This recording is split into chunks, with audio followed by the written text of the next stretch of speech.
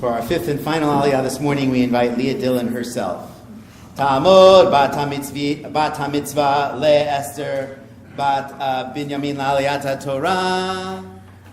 Baruch Adonai Hamborach. Baruch Adonai Hamborach leolam va'ed. Baruch Adonai Hamborach leolam va'ed. Baruch Atah Adonai Eloheinu melech haolam.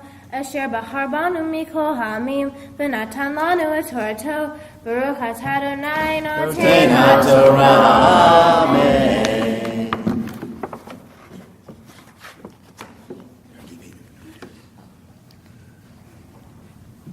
Amen. Yarkivehu al mote aretz ve'ohal tenuvot zedai ve'nikehu divash misela v'shemen mehomishor hem at bakar v'halev zon im helev karim v'halim v'nevashan v'tudim im helev kiliotita v'dam enav tishtei hamer v'ishman Yeshurun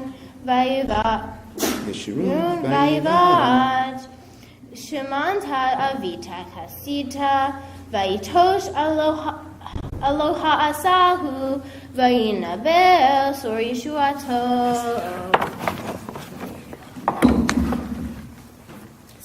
He set him atop the highlands to feast on the yield of the earth. He fed him honey from the crag and oil from the flinty rock, curd of kine and milk of flocks, with the best of lambs and rams of Bashan, and he-goats, with the very finest wheat, and foaming grape blood was your drink. So Jeshurun grew fat and kicked. You grew fat and gross and coarse. He forsook the God who made him and spurned the rock of his support.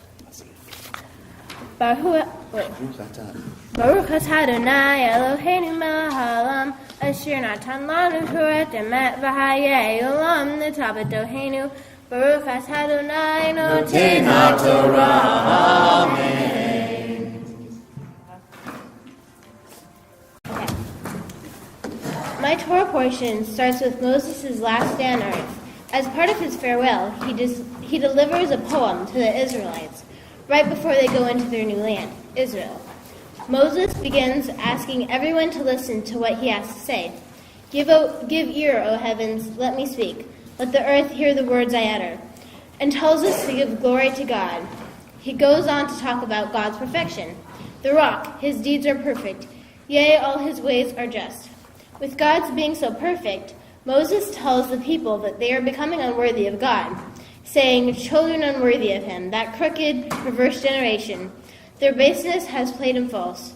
he tells the Jewish people to talk to their elders about all the things that God has given them in the past.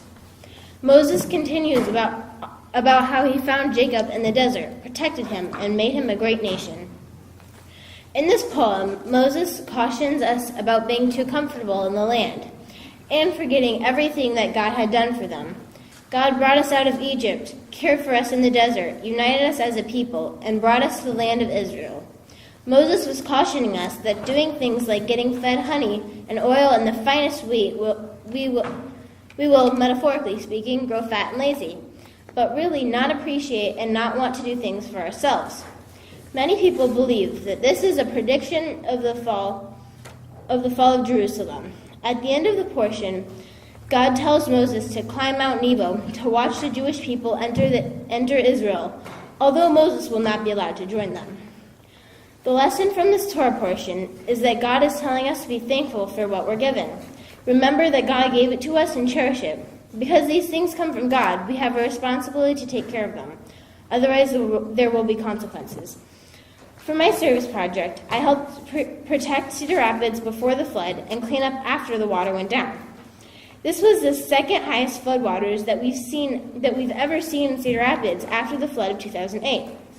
Despite having flooded only 8 years ago, this level is called the 100-year flood.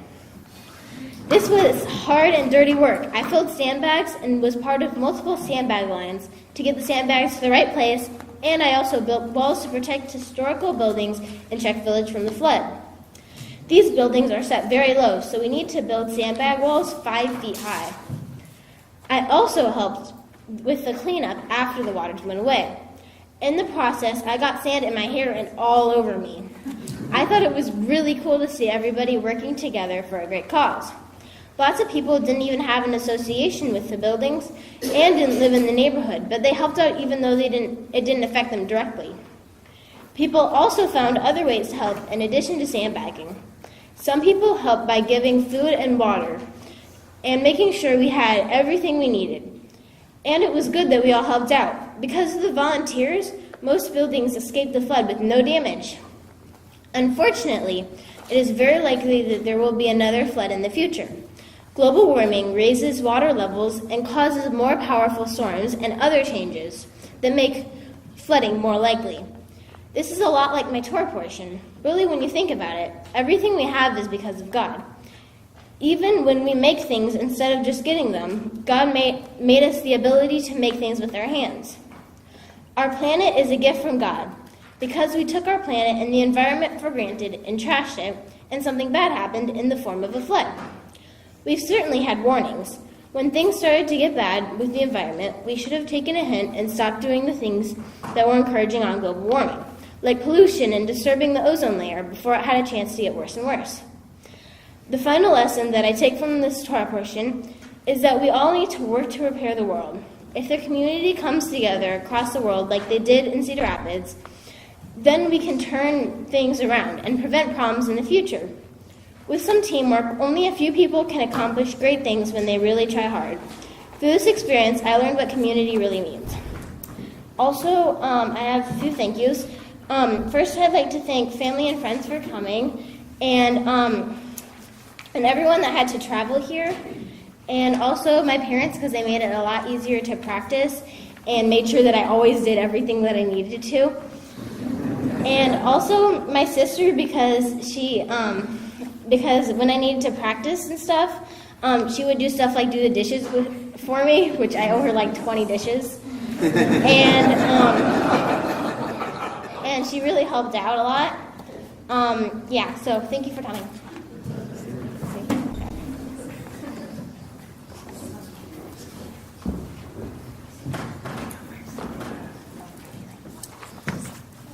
So this is the part where we talk about Leah. Leah is such an incredible child. I have loved her since I laid eyes on her 13 years ago. Leah is so amazing and never ceases to amaze me. She's so amazing that she even wrote this speech for me. I'm serious, it's in her handwriting and everything. 3 amazings in one sentence. I wanted to say a few words about my fabulous daughter. She is great at writing. She is great at writing good things about her. Oh, right. Wait. She's great at writing good things about herself, like her dad.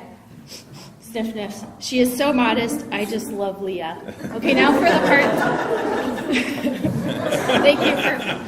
Thank you for helping me write that. Now for the part that I wrote. As you can see, I have a hard time getting started with writing speeches.